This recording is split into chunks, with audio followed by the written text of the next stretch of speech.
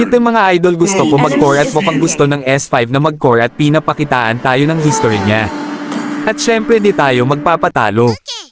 At dahil may sustain sa kalaban magpapalit tayo ng build at approach sa game. Mga idol pag nakahulyan ay dapat priority mo mag level 3 dahil pwede ka na agad kumitas.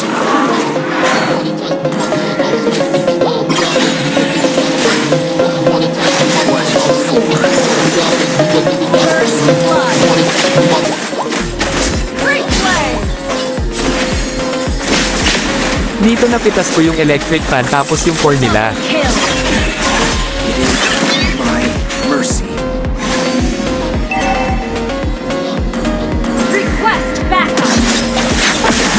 At nabigyan ko din yung XP mga idolo. Dito magbibigyan ko sana yung electric fan, kaso naka-jumper pala siya. At yung core na lang nila pinag-tripan namin dito.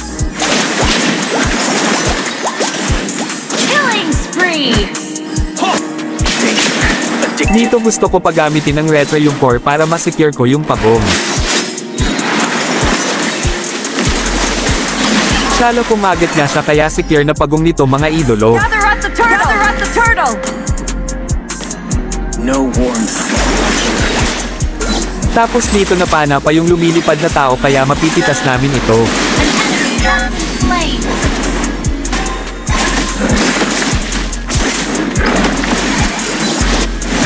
Turtle secure tayo mga idolo, happy ang teammate natin. Dito si Layla sana gusto kong bigyan kaso naka-flicker siya kaya itong baliw na tumetawa na lang bibigyan natin.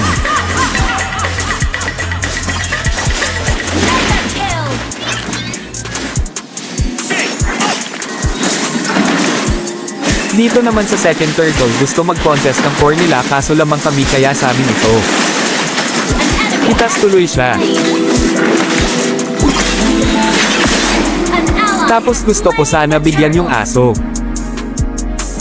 Nagkamali ako ng skills dito kaya hirap ako.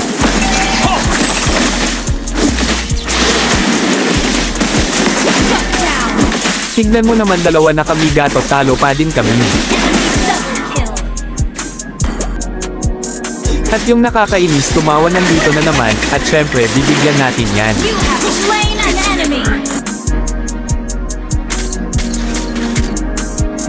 Nag-iibang ako na pwede mabiktima dito, si Layla at yung taong nalutang nandito. Yung sinalipad na bigyan ko at napasama ako mga idolo na ipit ako dito.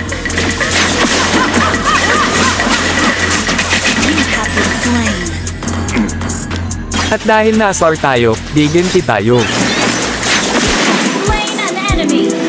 Pites dito si Layla at nalipad na tao.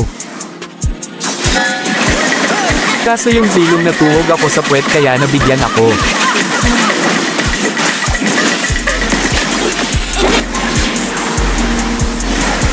Habang na naman tayo dito mga idolo, yung core nila pwede bigyan.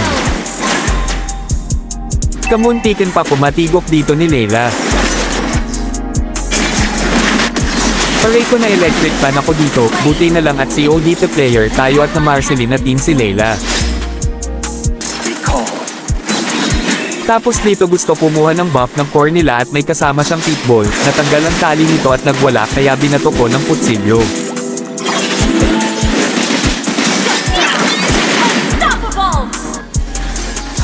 At eto na naman yung pitbull nakatanggal pa din sa pagkakatali kaya mabibigyan siya ng kasama ko at itong lollipad ay mapapatay ko din. Teste si SB pala, sorry tao lang nagkakamali din. At ayan nga nag-my turn na si Zilong dito at naubos kaming tatlo.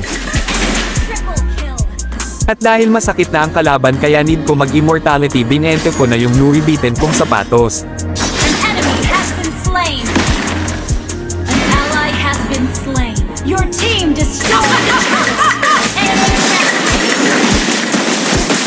Tignan mo naman lugi talaga ako pag tumagal sa clash dito sa asong lobo na ito. Ba't naman kasi ganyan pagkakagawa ni Munton dito ang daye? Is all I have.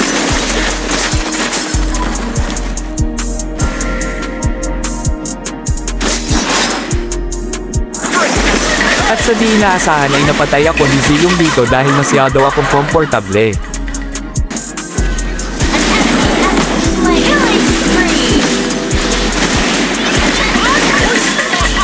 Mabuti na lamang ay napatay sila ng mga kasama ko at si Zilong ang natitira kaya for sure amin na ito. Understood.